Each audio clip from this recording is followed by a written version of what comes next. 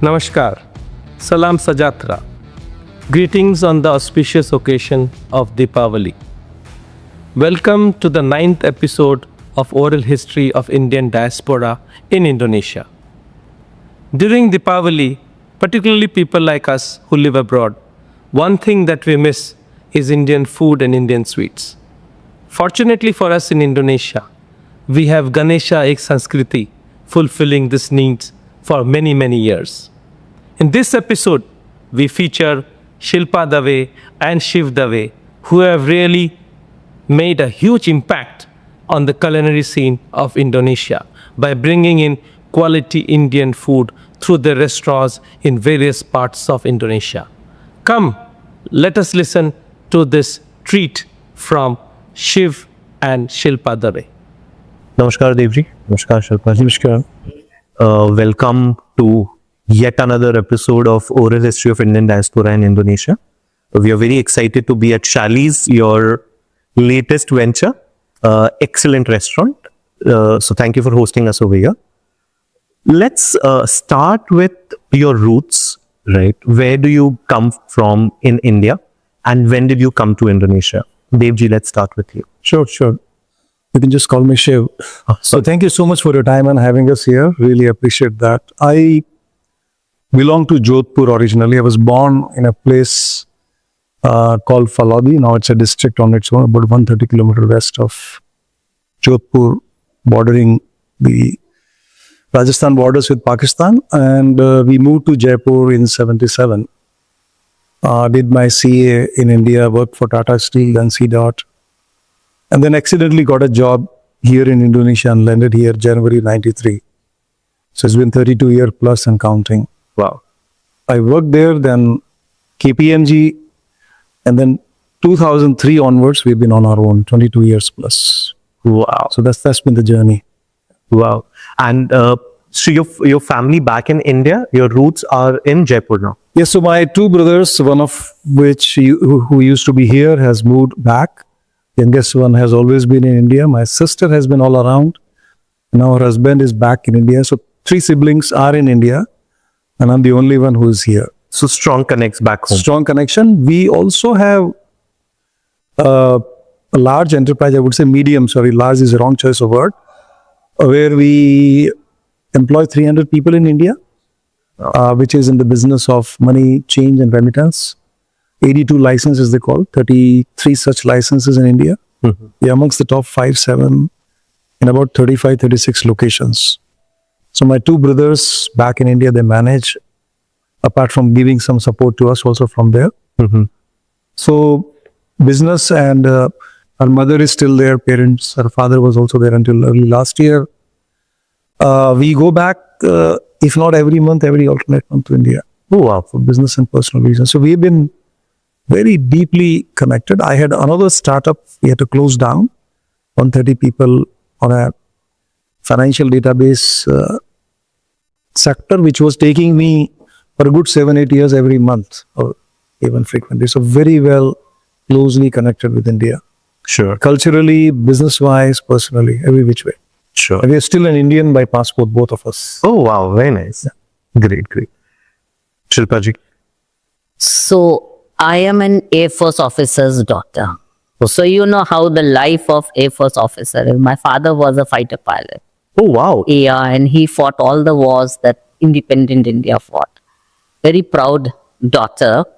And I say I'm from India. Anybody ask me, where are you from? Oh, I'm born in Kanpur, brought up in Jodhpur, Gujarat, Rajasthan, everywhere. Finally, Delhi, I studied, and then back to Dehradun. My father was from Dehradun.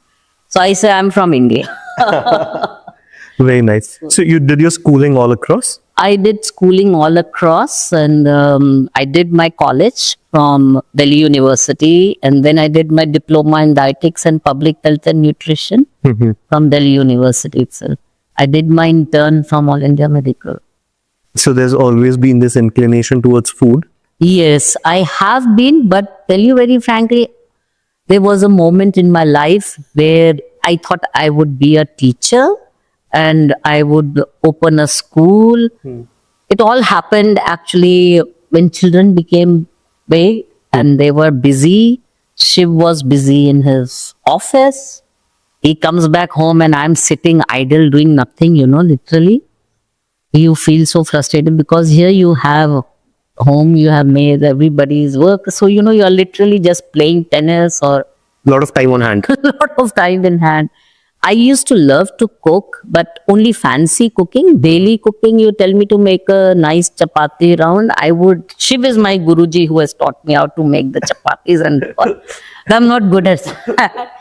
But then I used to host parties and a lot of events at home, and people said, "Wow, you make excellent menus, excellent food."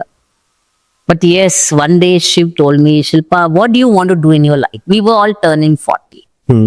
He was a partner with KPMG and life was so good. Children studying in this and, there's nothing to bother about. We always thought of having a house in India, which we were very fortunate. We could buy one because we last lived in Vasant Kunj. And when we were leaving Vasant Kunj, that time I had said, I wish we have a house in Vasant Kunj and we could manage to buy one Uplay house in Vasant Kunj. We were so happy, thrilled. But then Shiv told me one day, Shilpa, this I'm telling you the whole history, how Ganesha's thing came into our life and who inspired me. So my dear husband, behind a woman, always it said, no, somebody is there. So there's a man behind me for sure, always. So he told me one day, okay, Shilpa, you feel very frustrated. You have, want to do something in life. We are all aging now. Okay, can you write 10 things what you want to do in your life? What will make you so happy? Very consulting thing to do, right?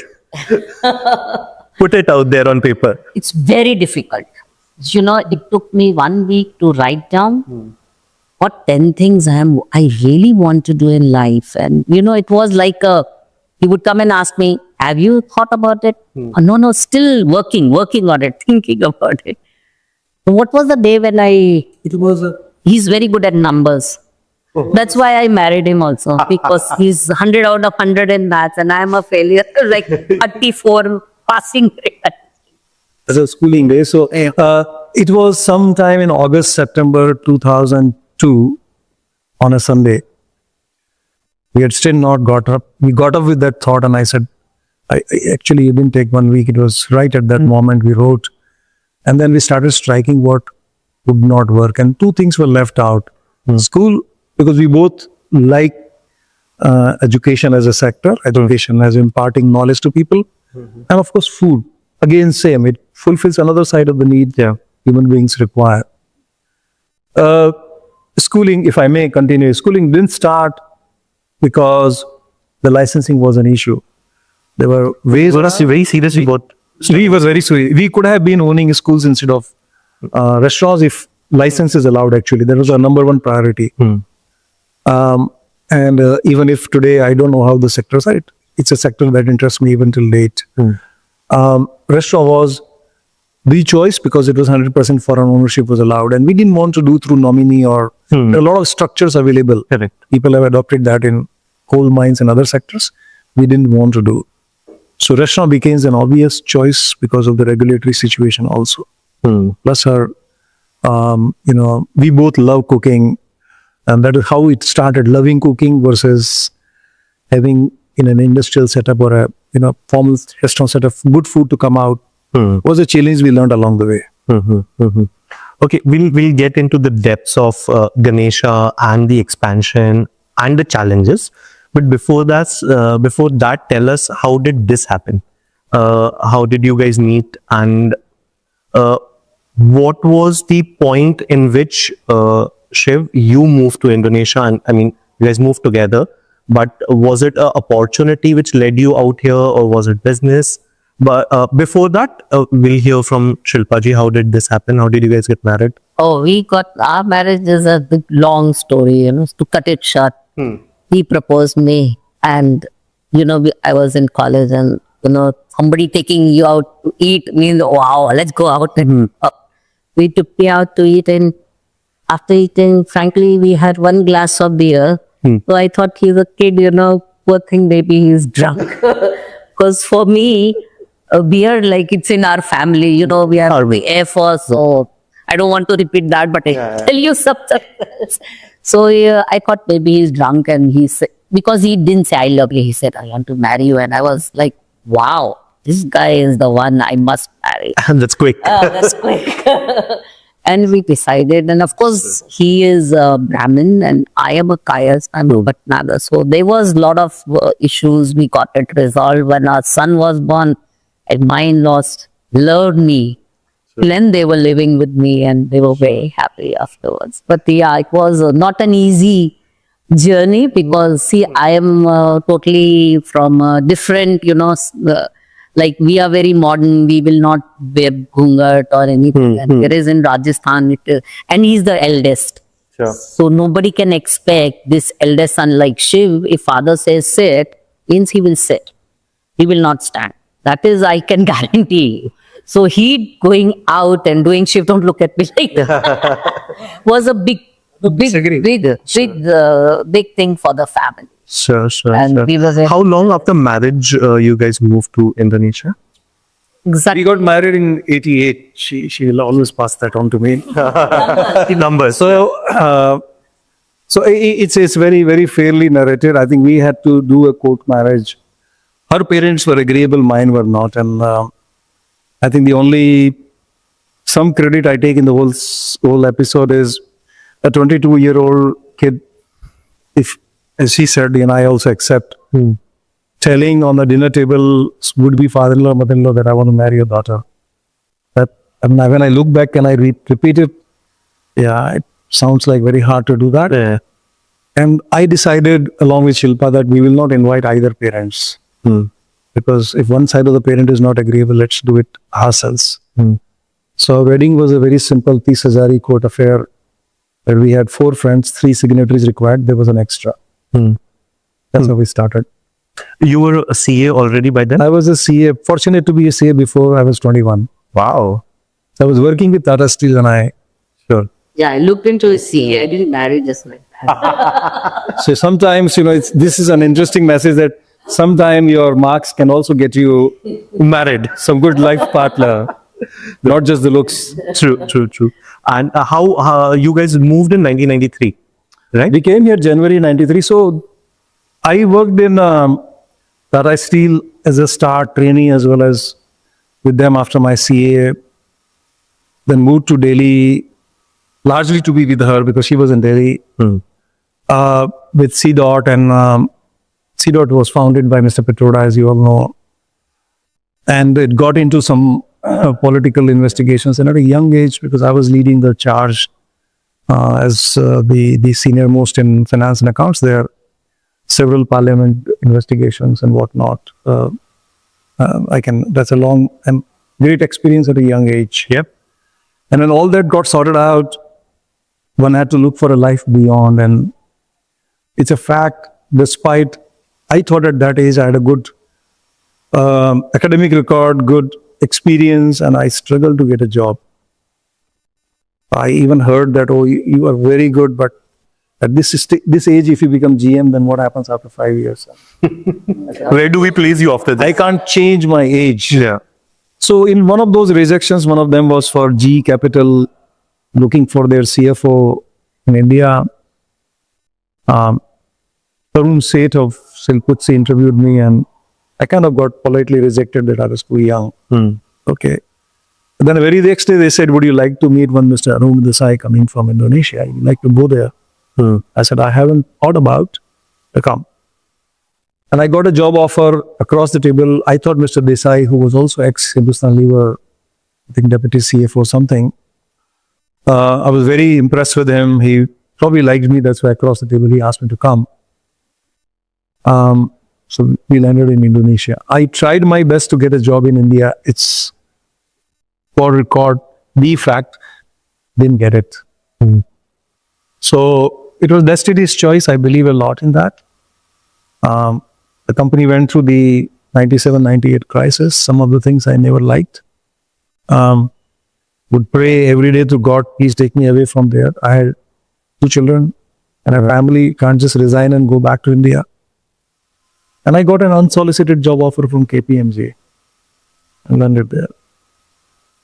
4 years later, and doing something of my own, had been there since India days, and I thought I can't do consulting for the next 25 years, the retirement age for KPMG. So I started thinking, and I asked her also that if I have something, she should also have something. Now apart from love for food and doing something, I think I would also say I observed, having had the opportunity to work with some of the finest people, big business houses or people at highest level in government, there was a disconnect as you age between you and your wife's life. You become busy, children Grow up. start to need less of you. Yeah. Teenage age onwards, even before they go to college, and there's a bit of a gap if it is not planned and thoughtful. And I do hope Ganesha was something that we thought, and today she's busy not from 9 to 5, from 6 in the morning till 11 in the night. Sure. That's true. Now we'll come to Ganesha's journey. So we've gotten a fair bit of idea of why of Ganesha. But we've spoken about this before, that it was not all this hunky dory and it was not this successful. Initially, in the initial journey was rough. Let's talk about that. Yes, initial journey was very rough because, see, not being from the industry, you don't know where you are making mistakes, what wrong you are doing. So our first mistake was hiring of the chef. So one of our friend recommended, okay, this is a nice gold medalist, he's got this, he works for the great kebab factory. Come, you interview there. I interviewed the chef, very nice food. I said, he's ultimate, let's take. So we brought him, Chef Rawat was his name, young guy. And the grand opening is taking place and he's like playing in the kitchen. I was like shocked. I said, Chef, what's wrong? So I was literally cooking in the kitchen, I was taking care. Because in India, the chef who is very highly post, they are not working at the range. They are just tasting the food, or they are just seeing the administrativeness of the kitchen. We need here hardcore, good people who loves to cook. The chef is not the word which is important. The passion to cook the best and to give the best taste to your food is what is most important. So I literally had to tell that chef to leave because it was getting on me, and he could not do so many things, and I had to tell. Which location was this? This was we first started in 2003 in BRI. That was the same one first restaurant. That's our flagship restaurant in BRI. Sure. So then we hired. Then what I do now, I go to the chef, tell him, Chef, you are going to cook these things. Come to my house, or a place I give him where there's a demo kitchen. And he gets the ingredients, and I sit with him and I see what is his attitude towards the food, towards cleaning, towards the how is he making. And with a bit of a taste only you can come to know how good he is. We have aloo gobi ki sabzi only, you will come to know. If he has put it on oil which is very hot, the jintan has gone burned, or the hing is not there, you can easily identify the taste or no taste. We'll spend some more time on Ganesha and the ecosystem here, especially the fact that you started this in 2003. 2003. I assume there weren't many Indians, enough Indians were there for you to run the restaurant successfully. And what was the competition like? You had a lot of Indian restaurants, or were you targeting Indonesians? What was the mindset behind this? Purely from an economics perspective of the hotel. Honest answer is we did not think much about it. It was more a passion driven. But if I was to look back and answer, they were plenty. We were not amongst the first. Some survived, some closed down. Some exist in a very small form. So So the famous restaurants we will go will be Haveli in Indorama building, which closed down a couple years after we started. Hazara, which operates still today in a very small form, and Queens has existed a little before us. There used to be Copper Chimney. There were a few more in Block M. There was a Jaipur that started after us and closed down. So they were there, and I think expat number continued to increase after the 98 crisis. It's a different topic, but maybe if I can add is that the 98 crisis brought home cost competitiveness factor in Indonesia, which didn't exist as much before. The economy was in a different context. I'm not sure today's topic, but focus was less on efficiency, I would say, leading up to the crisis. But 98 brought home those issues, and some of those things went away. So Indian expatriate increasingly in banking sector, financial positions, engineering position started to be in more demand than some of the more expensive expat sources like Caucasians, Australians, or Japanese. It would cost a lot less. So that started to increase the number of Indians. But today, and I think ever before, we operate in Indonesia. Indians are our obviously prime target. Also, it ratifies that what we produce is something Indians love. It has to be. Like, if Japanese don't go to a Japanese restaurant, then others unlikely to go. True. So that's our prime customer base, but I think the larger base still is the Indonesian. And we do hope that increasingly they adopt more and more Indian culinary cuisines. Sure. And the taste. Closing in on the restaurant piece in your lives, how many restaurants across Indonesia does Ganesha have now? We have right now operating a 19. 19. Yeah, and we plan to have 22 by this year. Wow. Yeah. Wow. That's a lot of food. And we also introduced a new concept called Shali's, which is multi-cuisine. Why we started this multi-cuisine, but our multi-cuisine is not a fusion food. We have the Italian chef to do the Italian food, a very nice high-end Indonesian chef to do the Indonesian, as well as the Thai food. We have a Thai chef. So we believe that a good chef who we, test and we get is the one who is responsible for the real flavor of the food. So you can easily identify who has made, like I can also make spaghetti, I can make pizza, I can make everything. But what this chef makes, that flavor comes in from there. So that is one thing which we have kept as our, main point for holding our restaurants. Wonderful. A bit on your personal lives. How many kids do you have? I have 2 children, Okay. one son, one daughter. And what are they doing now? My son is a doctorate in nuclear science. Oh, wow. Yeah. Okay. Yeah, And he's a nuclear scientist. Okay. His name is embossed in the walls of the University of Urbana-Champaign. wow. Super intelligent kid. I think brain from here has come a little from there. That's what I keep telling him, because he's good in maths.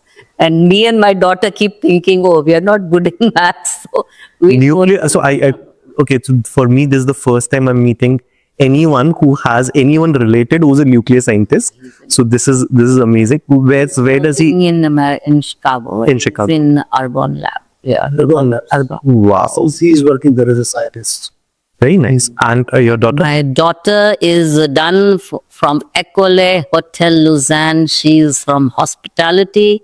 Okay. She has done her master's in events with distinction. Nice. She went to London to do event course, and then this COVID Baba came. So she said, Mom, now COVID is there, what to do? I have to stay here only. Now that COVID made her stay, and she just loves it there. Okay, so she's living there. So she's right now there. We hope that... She picked up hospitality because of looking at you and Ganesha and Krishna. This was entirely... Passion. Entirely passion. She's born in Indonesia. Very Indonesian. You speak to her, she will say thank you to everything. And I learned from her. One day I was sitting in the car and I said, baby, I'm sitting with you and you never say thank you to me. You get down of the car, you say thank you to the driver. I'm paying him salary, I'm paying him everything. You never say to me, Mom, come on, this is the way you have to. And I learned from her. Now even I take care whenever I'm getting off, getting in. I always thank, because he is the one who's bringing you home. He's getting you to work. He's handling the traffic. Imagine how much of stress he's having. I said, yeah, I agree, 100%. Which you learn from your children also so. She's very soft spoken and very good at events. Sure. She did a lot of weddings. She did actually the Minara career. Majorly, she worked with us for 2 years, which gave us the real boost. Yeah, sure. So she made whatever changes were needed, like an HR. I thought I am the best HR, So she said, no, Mom, we need to hire A professional. high professional who has to take care of entire team, and they will all be taken care of. Sure. Don't think everybody's your baby. So, Shivji, closing the loop, I think we are towards the end of our conversation. Apart from Ganesha and your efforts and time which you spent, after KPMG, you went entrepreneurial. So talk about that as well. So I run a financial boutique advisory firm, currently headquartered in Singapore. We do mostly transactions which are Indonesia centric. I've had the opportunity to work with some of the best, very celebrated entrepreneurs out of this country. Also some transactions we've done in Australia. So we focused, is a small firm, but we focus on large transactions, few hundred million all the way to $5 billion of size of single transactions. We would have raised in last 22 years, $35 billion for Indonesian and Australian entrepreneurs. Small contribution towards creation of wealth. Some of those transactions turned the equity multiple times into billions of dollars. Learned a lot from those big entrepreneurs on how they look at risk evaluation, their relationship with their partners, how they conduct personal life. A lot of learning from them. I think I've learned a lot from them than anywhere else. Sure. So apart from the opportunity to do these transactions and conduct the business, I think learning from them was my biggest earning. Okay, Shivji, share with us a few things which you are grateful about, especially Indonesia. Also, some piece of advice for people who are coming in or entering as a business in Indonesia in, let's say, 2025. I think ease of doing business is one area a lot of people don't talk about it. I consider this is a country which people are conformist. So you're a manufacturing sector, you're likely to get a better quality out of them than anywhere else. They look laid back, but I think they are more, what we call in Gita, resigned to reality type. So they live with the reality of life much more peacefully, apply the intelligence where required, which may be misconstrued. So I call it, in applied intelligence wise, they rank very high. This is a country where you still have a lot of opportunity to make money, either especially in service sector like mine, and also in other sectors. That's what I would say. They have done one of the fastest process of democratization when you see, even like we take example of our neighbors back home, which limp back to democracy on and off. They have stood here. They have their own model, their own culture. One thing I would very dearly say is that from day one till today, never felt we are living in a largest Muslim population country. Never a safety issue, never walking around felt we are not in our home country. I think the credit goes to the Indonesians. They are so polite, so nice, and I think my advice, anybody coming, will be adopt and understand the culture. You will be very happy here. It's one of the best places on the earth to live. This is wonderful. thank you so much for doing this. It was lovely talking to both of you. Me, my family, been big fan of the food, and of course Shilpa ji. And it was a pleasure meeting you, Chief. Thank you so much for doing this. Thank Thank you for time. Thanks for coming over. Thank you.